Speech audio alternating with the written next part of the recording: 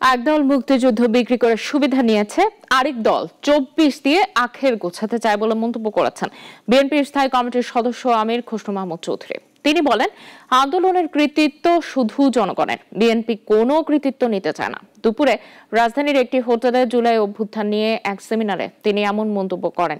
আমির খসরু বলেন, বিপ্লবোত্তর যেসব দেশ দ্রুত নির্বাচন করেনি, বরং দাবি আদায়ে বেশি সময় কাটিয়েছে, সেসব দেশে গৃহযুদ্ধ লেগে আছে। তিনি আরো বলেন, আন্দোলনের কৃতিত্ব নিয়ে লড়াই হলে দেশের ভবিষ্যৎ অনিশ্চয়তায় পড়বে। এই পরিবর্তন ধারণ করতে না পারলে সেক্ষেত্রে কোনো রাজনৈতিক দল বা ব্যক্তির ভবিষ্যৎ ভালো হবে না।